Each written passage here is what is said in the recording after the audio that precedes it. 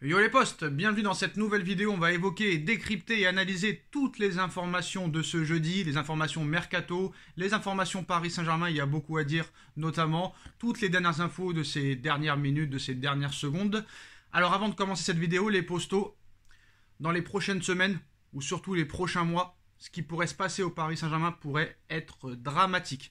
Autant pour le club que pour nous. Parce que les joueurs resteront toujours autant millionnaires. Très clairement, pour eux, ça ne changera rien. Très clairement. Pour les dirigeants, il va falloir très clairement, encore une fois, se défendre face à ce qui va arriver, au séisme et au tsunami qui pourrait arriver dans les prochaines semaines ou les prochains mois. Très clairement, il y a une vidéo qui va sortir une semaine avant le match aller contre le Bayern. Donc ça veut dire vers le 7 ou 8 février, je sortirai une vidéo pour annoncer certaines choses. Et pas besoin d'être professionnel, pas besoin de faire partie du club pour savoir très clairement que ça va partir complètement en couille dans les prochains mois au Paris Saint-Germain. Très clairement.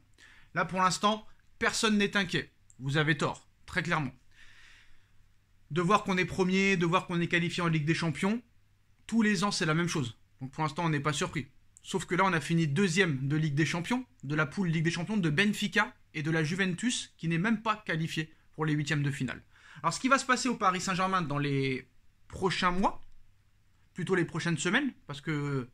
Ouais, on va dire les prochains mois, parce que le match retour contre le Bayern est le 8 mars. Donc on va dire dans les prochains 2 mois, même dans les prochains 3-4 mois, voire 5-6 mois, ça va être dramatique ce qui va se passer au Paris Saint-Germain. Et il suffit juste de regarder ce qui s'est passé les dernières années, on va dire depuis 2016 jusqu'à 2022, et de voir les derniers mois du Paris Saint-Germain, la gestion du Paris Saint-Germain, que ce soit sur le cas Neymar, le cas Mbappé, le cas Messi, le recrutement de Luis Campos, la défense centrale, le milieu de terrain, la gestion des gardiens de but.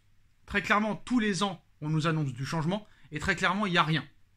Donc moi, je pense que tous ceux qui sont supporters du Paris Saint-Germain doivent agir maintenant, et pas attendre l'élimination en 8e, le 8 mars, contre le Bayern de Munich. Parce que ça sera trop tard, tu seras déjà éliminé.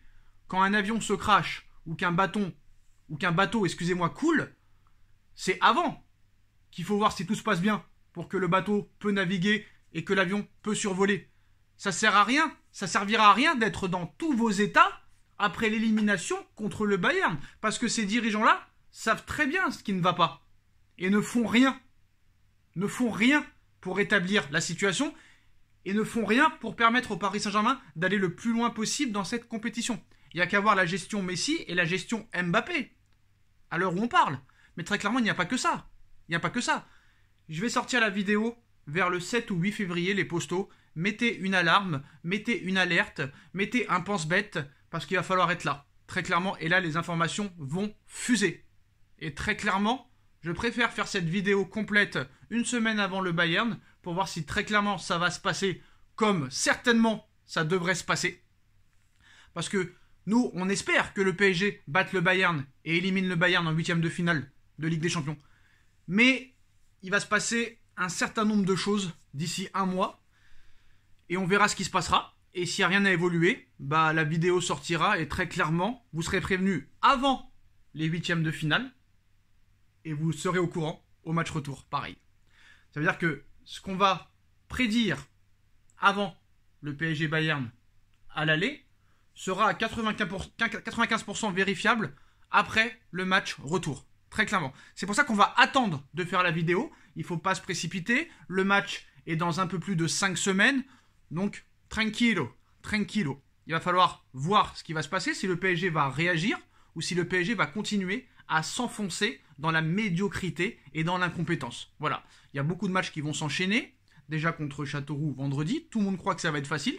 Rendez-vous après le débrief. Et le match contre Rennes, le match contre l'AS Monaco. On verra ce qui se passera et on verra si très clairement le PSG ne recrute rien. Donc c'est pour ça qu'on va attendre une semaine avant le match contre le Bayern. Donc mettez vos agendas une semaine avant le Bayern. Une vidéo sortira sur cette chaîne pour prédire un petit peu ce qui va se passer au Paris Saint-Germain au mois de mars, au mois d'avril, au mois de mai, et surtout pendant ce 8e de finale de Ligue des Champions contre le Bayern. Quelle en sera l'issue? Alors je ne sais pas si vous vous rappelez, pour ceux qui me suivent depuis très longtemps, le jour du match Bayern de Munich FC Barcelone en demi-finale du Final 8 en 2020. J'avais annoncé quelques heures avant le match Bayern-Barça que le Barça allait prendre une raclée, allait prendre la raclée du siècle. La vidéo est encore disponible, vous pouvez aller la chercher. Et qu'est-ce qui s'est passé quelques heures plus tard? 8-2. Très clairement, voilà, si tu as tes deux yeux ouverts et que tu sais analyser le football et que tu es objectif, tu sais ce qui va se passer pendant un match. Alors là, c'était que sur un seul match, le Bayern-Barça 8-2.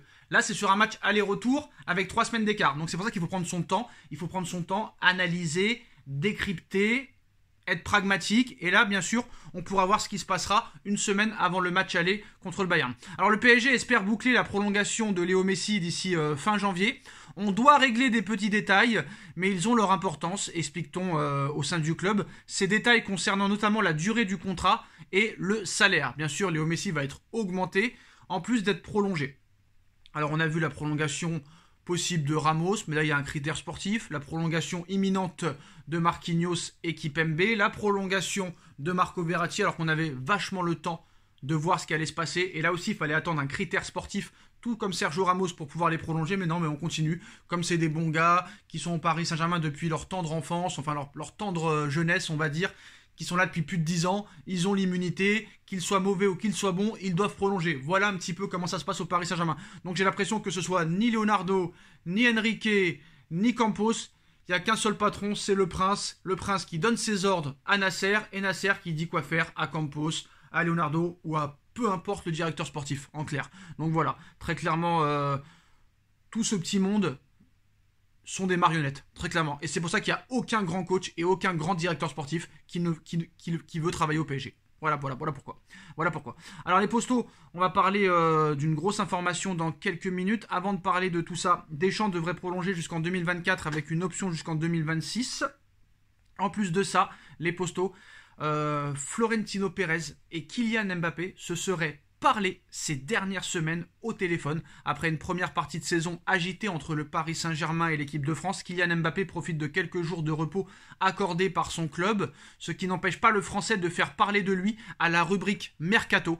En Espagne, son nom est encore associé au Real Madrid qui a posé une condition pour reprendre les discussions avec le crack de Bondy cet été. En effet, Defensa Central aujourd'hui assure que la porte du club madrilène est encore ouverte pour Mbappé, mais que Florentino Pérez attend une seule et unique chose de sa part, qu'il fasse le premier pas et qu'il annonce à la fin de saison son désir de quitter le Paris Saint-Germain pour rejoindre le Real Madrid. Le média espagnol explique que le patron du Real Madrid, qui vient de recruter Endrick et se concentre sur la signature de Jude Bellingham l'été prochain, veut que le champion du monde 2018 l'appelle et initie les discussions pour venir dans la capitale espagnole. D'ailleurs, Defensa Central précise que KM7 et son entourage sont très intéressés à l'idée de rejoindre le Real Madrid, parce que très clairement, voilà, Mbappé a mis 3 ans déjà au Real depuis le début de sa carrière, mais là très clairement, Mbappé, on peut vraiment le détester, on peut ne pas l'aimer, ou on peut l'idolâtrer aussi,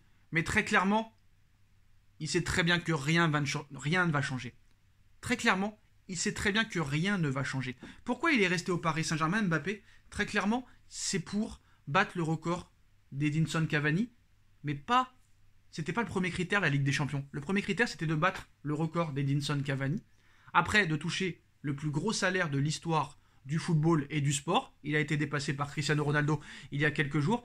Et comme ça, en ayant ce salaire-là, et en ne prolongeant pas à long terme, Mbappé peut se permettre à 1 an de la fin de son contrat de quitter le Paris Saint-Germain, surtout si rien ne change, parce que les promesses de Campos et de Nasser et de QSI n'ont pas été tenues cet été et ne seront pas tenues cet hiver, et ça risque aussi d'être compliqué pour l'été prochain. Mbappé sera en position de force, vu qu'il a prolongé jusqu'en 2024 et non 2025, parce que jusqu'en 2025, il est le seul à décider à activer l'année en option. Donc Paris n'aura pas d'autre choix peut-être que de le vendre cet été, et si jamais le PSG ne veut pas le vendre cet été, il pourra partir libre en 2024, après les JO 2024, où il pourrait être le symbole, et ça permettrait peut-être au Real Madrid de l'avoir gratuitement et de lui proposer le même salaire qu'il a actuellement au Paris Saint-Germain, ou peut-être même un peu plus, parce que le Real, soi-disant, avait fait une offre salariale supérieure au Paris Saint-Germain en mai 2021. Donc voilà les postos. Pérez attend le coup de fil de Mbappé et de son clan pour qu'il annonce son envie de quitter le Paris Saint-Germain pour le Real Madrid. Dites-moi en commentaire ce que vous en pensez les postos. On like, on partage, on commente, on s'abonne et on se retrouve très vite pour une nouvelle vidéo. Tchuss.